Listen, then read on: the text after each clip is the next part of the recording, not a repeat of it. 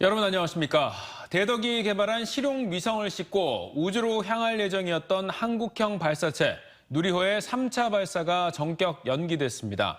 당초 오늘 오후 6시 24분 발사가 이뤄질 예정이었지만 발사를 약 3시간가량 앞두고 컴퓨터 통신에 이상이 발견됐습니다. 정부와 항우연은 누리호 기체 자체에 문제가 발견된 상황은 아닌 만큼 내일 오전까지 문제가 해결된다면 내일 오후 같은 시각에 다시 발사를 시도한다는 방침입니다. 장석영 기자입니다. 카이스트와 천문연 등이 개발한 실용위성을 싣고 우주로 향하는 첫 실전 발사인 누리호 3차 발사가 결국 연기됐습니다. 오늘 오후 6시 24분으로 예정되어 있었지만 발사를 3시간 앞둔 시점에 이상 현상이 감지된 겁니다. 저온 헬륨을 공급하는 밸브 제어 과정에서 발사를 진행하는 컴퓨터와 발사대 설비를 제어하는 컴퓨터 사이 통신 이상이 발생했습니다. 지난 1, 2차 발사 때는 없었던 문제로 발사체 자체의 이상이 아니라 지상 장비 통신 쪽에 문제가 있었던 것으로 보입니다. 연구진은 일단 시스템을 잠시 멈춰둔 상태로 수동으로는 작동이 되지만 자동 운용 모드로 가면 중단될 우려가 있어 발사를 취소했습니다. 발사체 자체의 문제는 아닌 것으로 현재 평가되고 있어서 발사체는 기립 상태를 유지한 채 항우연 기술진 그리고 그 소프트웨어 프로그램 제작한 기업 등을 중심으로 해서 시스템의 문제 원인 분석 및 해결을 시도할 예정입니다. 카이스트가 개발한 차세대 소형위성 2호와 도요셋으로 이름 붙인 천문연구원 위성 4기 등은 현재 누리호에 실려 있는 상태입니다. 문제 원인이 내일 오전 중으로 파악되고 해결되면 곧 발사관리위원회를 개최해 오늘 예정 시각과 같은 내일 오후 6시 24분 발사 재시도 여부를 결정하게 됩니다. 당초 과기부와 항우연은 발사가 무산되면 내일부터 오는 31일 중 발사일을 다시 정할 예정이었으며 현재 누리호가 세워져 있어 문제가 해결되면 내일 바로 발사도 가능한 상황입니다. TJB 장석영입니다. 아산에서 흰 개미가 집을 갉아먹는다는 제보가 토종 흰개미로 드러난 가운데 산림청이 앞서 서울 강남구 주택에서 발견된 외래 흰개미에 대한 역학조사 결과 주변 확산은 없는 것으로 확인됐다고 밝혔습니다. 해당 주택에서 최초 신고된 94마리 외에 여왕개미 등 모두 159마리 군치를 확인해 완전 박멸했으며 지금까지 해당 주택 외 주변으로의 확산은 없는 상태입니다. 이번에 발견된 외래 흰개미는 마른 나무 흰개미로 조사팀은 최소 5년 전 건축 당시 수입 건축 자재류를 통해 유입된 것으로 추정했습니다. 대전의 한 길가에서 50대 남성이 출근길에 나선 40대 여성의 몸에 불을 지르려다 도주하는 일이 발생했습니다.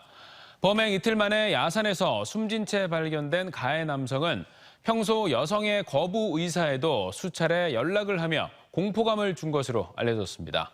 스토킹 범죄를 막기 위한 특단의 대책이 마련돼야 한다는 지적입니다. 김철진 기자입니다. 대전 유성구의 한 원룸가 골목. 지난 17일 아침 한 남성이 방화를 시도했다는 신고가 경찰에 접수됐습니다. 50대 남성이 페트병에 인화물질을 담아 출근길에 나선 40대 여성에게 뿌리고 라이터로 불을 붙이려 한 겁니다. 여성이 살려달라며 크게 소리치자 남성은 놀라 범행에 실패하고 그대로 달아났습니다. 피해 여성은 다친 곳은 없는 것으로 전해졌습니다. 경찰은 인근 CCTV 등을 확보해 도주한 남성의 행방을 쫓았습니다. 영상통에 하고 오셨어요. 그냥 CCTV 좀 볼 수 있나요? CCTV 같은 것들? 무슨 범죄가 일어나서. 하지만 범행 이틀 만에 가해 남성은 대전의 한 야산에서 숨진 채 발견됐습니다. 이들은 전 직장 동료 관계였는데 남성은 여성의 거부 의사에도 불구하고 계속해 연락을 하다 전화 차단까지 당한 상태였습니다. 심지어 피해자 계좌에 돈을 입금하며 메시지를 남기는 방식으로 피해자에게 불안감을 준 것으로 알려졌습니다. 다만 사전에 스토킹 등으로 경찰에 신고된 내역은 없던 것으로 전해졌습니다. 전문가들은 스토킹 범죄가 각종 강력범죄와 함께 일어날 수 있는 만큼 초기에 발견해 피해자를 보호하는 것이 중요하다 말합니다. 강력범죄로 발전이 되는 사례들이 굉장히 많이 있기 때문에 적극적으로 신고하셔서 보호받으시면 좋을 것 같고요. 국가기관에서는 적극적으로 개입하시고 제도를 마련했으면 좋겠다는 생각이 듭니다. 아울러 보복이 두려워 신고를 주저하지 않도록 국가가 적극 개입해야 한다고 강조합니다. 앞서 지난해 9월 신당역 살인 사건도 스토킹 범죄 이후 살인 보복으로 이어져 피해자 보호의 한계를 드러낸 바 있습니다. 신당역 사건 이후 스토킹 피해자 보호와 가해자 감시 강화 등의 관련 법안 20여 개가 발의됐지만 아직 국회를 통과한 법률은 없는 상태입니다. TJB 김철진입니다. 대원지법 서산지원 조영은 부장판사는 자신의 친딸을 강제로 추행해 결국 죽음으로 내몬 아버지 57살 A씨에게 징역 5년을 선고했습니다. A씨는 지난해 1월 20대 친딸을 자신의 집으로 데려가 옷을 벗기는 등 강제 추행하고 성폭행하려 한 혐의로 재판에 넘겨졌고 친딸은 11월 아버지에게 성폭력을 당했다는 유서를 남긴 채 극단적인 선택을 했습니다. 조 판사는 범행 내용이 사실로 인정되지만 다른 성범죄 전력이 없었고 술에 취한 상태였던 점을 고려했다고 판시했습니다. 세종시는 오는 30일 토지거래 허가구역 지정이 만료되는 금남면 용포리 등 19개 일원 38.39제곱킬로미터에 대해 오는 2025년 5월 30일까지 토지거래 허가구역으로 재지정하기로 했습니다. 이번 조치는 국회 세종의사당과 대통령 세종집무실 설치, KTX 세종역 건립 등 대형 국책 사업에 대한 기대가 커졌기 때문이며 용도 지역별 일정 면적을 초과하는 토지는 현행처럼 거래 전 토지거래 계약 허가를 받아야 합니다. 특히 외지인의 투기적 매입이나 직접 이용할 목적이 아닌 경우 등은 취득 자체가 차단됩니다. 지난달 초 홍성을 중심으로 충남 지역 곳곳에서 산불이 발생하면서 축구장 면적 2,400개 규모의 산림이 잿더미가 되고 100명이 넘는 이재민과 시설 피해가 잇따랐습니다. 350억 원의 복구비가 확정되면서 이달 말까지 생활안정자금 등 지원금이 지급되고 집을 잃었던 주민들의 새 보금자리 마련 등 복구가 속도를 내고 있습니다. 이수복 기자의 보도입니다.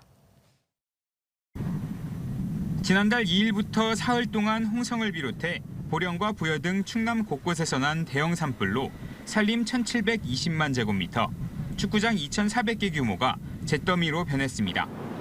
63가구가 집을 잃었고 113명의 이재민이 발생했으며 농장 소실과 농기계 피해도 잇따라 특별재난지역으로 선포됐습니다.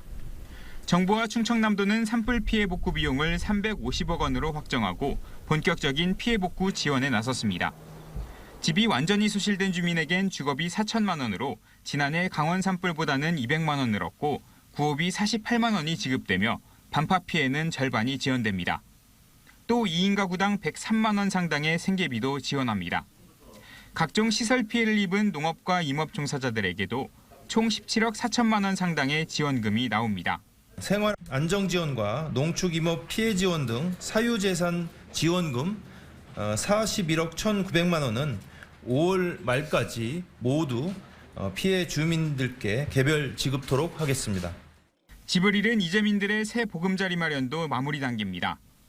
대부분 LH 임대아파트 등으로 이주를 마쳤고 피해가 가장 심했던 홍성군 서부면 주민들도 임시 텐트 생활을 정리하고 내일까지 조립식 주택으로 입주를 마칩니다.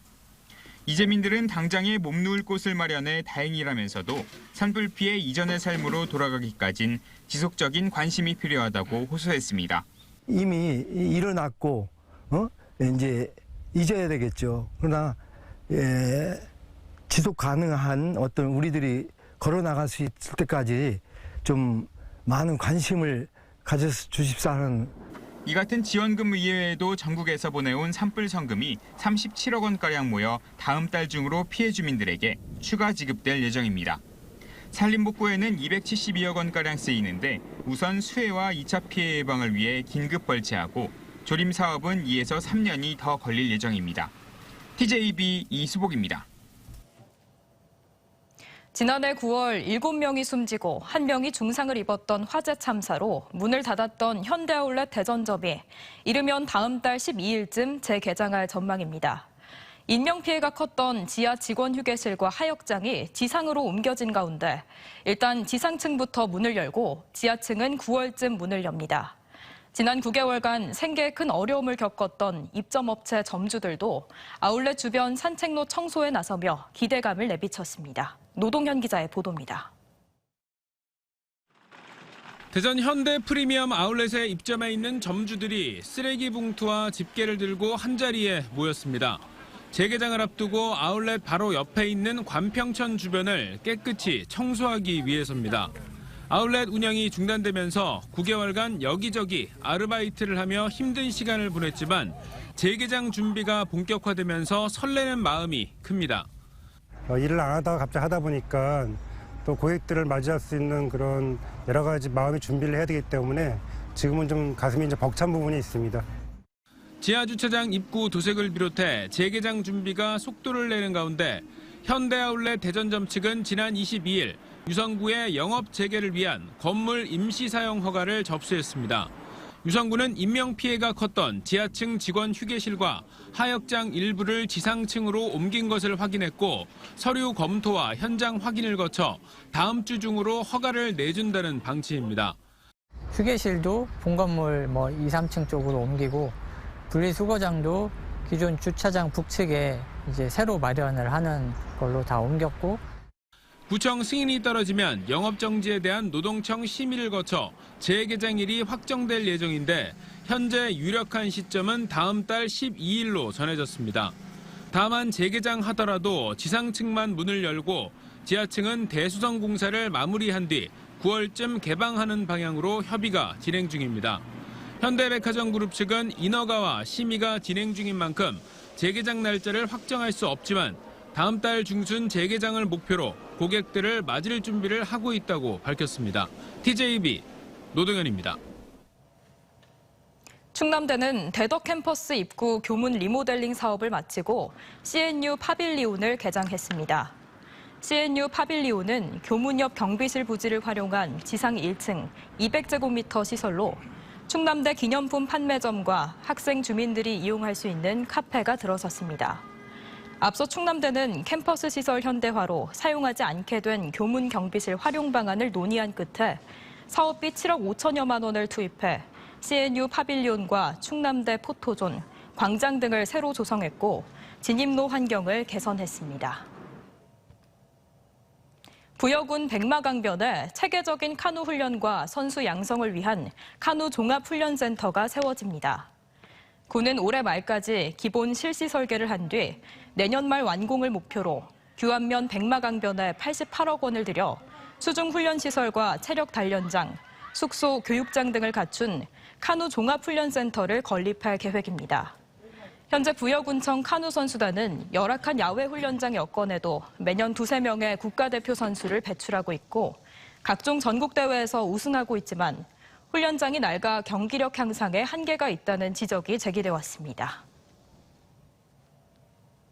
해양에서 대규모 기름 유출 사고가 발생했을 때 해안선을 넘나들며 빠르게 기름을 회수할 수 있는 수륙 양용 회수 장비가 개발됐습니다. 유출된 기름이 해안으로 밀려와 자갈밭이나 모래에 부착되면 방제가 어렵고 심각한 환경 오염을 초래하는데 선박해양플랜트 연구소가 개발한 이 장비는 모래사장이나 자갈밭에서도 주행 가능하고 기름의 종류, 기상, 수심 등 환경에 따라 4종류의 탈부착형 회수장치로 이루어져 있습니다. 특히 기름 회수 작업 성능이 사람보다 최소 50배 빠르고 기름을 닦아낼 때 쓰는 유흡착포와 같은 2차 폐기물이 발생하지 않는다는 게 장점입니다. 민주노총 세종 충남본부가 충남경찰청 앞에서 기자회견을 열고 경찰이 노조 탄압에 앞장서고 있다며 당진 경찰서장의 사퇴를 촉구했습니다. 노조 측은 지난 4일 정의선 현대차그룹 회장의 당진 공장 방문 당시 공장 앞에서 직접 고용을 촉구했던 현대제철 비정규직 지회장 등 노조 간부 4명의 체포와 관련해 경찰이 정당한 노조 활동을 폭력적으로 탄압했다며 규탄했습니다. 이에 대해 경찰은 노조 측이 사전에 신고하지 않은 기습 집회를 개최하고 해산 명령에도 불응한 혐의로 노조원들을 체포했다고 밝힌 바 있습니다. 학교 비정규직 노조 대전지부가 파업에 돌입한 지 일주일이 넘어가면서 일부 학교의 급식 차질이 이어지고 있습니다. 파업이 시작된 지난 16일부터 8일 동안 초등학교 6곳에서 급식이 이루어지지 못해 빵이나 우유 등 대체식이 지급됐습니다. 노조 측은 방학 중 비근무자 근무일수 확대와 상시직 근무자의 자율 연수 등을 요구하고 있지만 시교육청과 접점을 찾지 못해 파업이 장기화 조짐을 보이고 있습니다. 양측의 대립으로 학생들이 피해를 보는 상황이 이어지면서 일부 학부모들로부터 불만의 목소리도 나오고 있습니다. 대전시가 봉오동 청산리 전투의 영웅 홍범도 장군이 말년에 살았던 카자흐스탄 크즐 오르다주와 자매도시 협약을 맺고 교류 협력을 강화하기로 했습니다. 크즐 오르다주는 홍범도 장군이 1937년 옛 소련 스탈린 정권에 의해 강제 이주돼 마지막을 보낸 곳으로 장군이 말년에 거주했던 집 근처는 홍범도 거리로 조성돼 있습니다.